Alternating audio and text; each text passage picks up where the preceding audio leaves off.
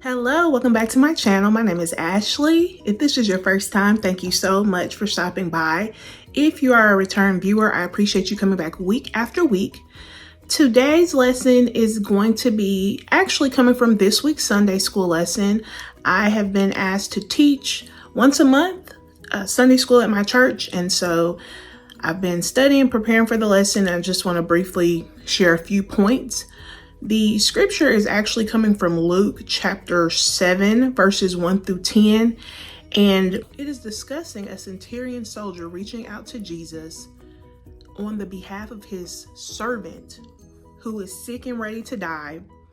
And he's heard about Jesus, and he knows this is who I need to reach out to in order for my servant to be healed.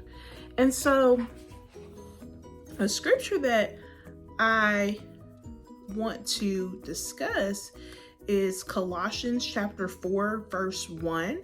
It says, "Masters, give your bondservants what is just and fair, knowing that you also have a master in heaven." And God is so good, because I honestly was in the midst of recording this message, and I stopped and I was just like, nope, this isn't it.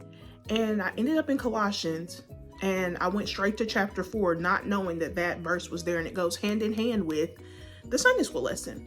So essentially, no matter how high up you get, what level you are, what society may view as a high position, a low position, in today's lesson, since centurion soldiers were considered, higher up than a slave, right? But we know at the end of the day, we all answer to God. Okay, so think about what position you hold in life and how you are acting in that position. Verse 2 of Luke chapter 7 in the New King James Version says that the servant was sick and ready to die. So not only was he sick, but mentally he had checked out. He had no more fight in him. And the point that I want to make is, who do you have in your corner when you're at your lowest? Because sometimes we might get in a place in life where we don't have it in us. We don't have the faith to trust God. And so it's going to take someone interceding on our behalf. Are you in a place where your faith can heal your loved one? Do you have enough faith to heal or save someone's life? Because as a Christian, God tells us in his word that we're called to do greater works than what Jesus did when he was here. And this centurion essentially was a Gentile. But his faith amazed Jesus. What is your faith doing today? When's the last time you moved mountains? And it's a very important question, because unfortunately we have so many people who are ready to die. They're ready to die. Spiritually, they've checked out. They have no hope.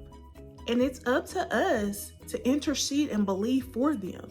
What is our life saying? How are we treating the people lower than us? How are we treating the people on the same level than us? How are we treating the ones above us? Because this dynamic between the soldier and the servant was not normal.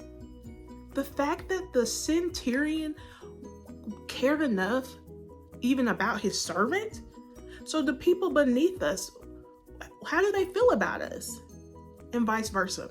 So just a few thoughts to evaluate how we're living our daily lives. Because also the Jews vouched for this centurion soldier. They said, he's doing so much for the Jews. And they were like enemies. So what would your enemies say about you? That's a darn good question to ask. I hope you all have an amazing day and an amazing week ahead. God bless you all. Peace.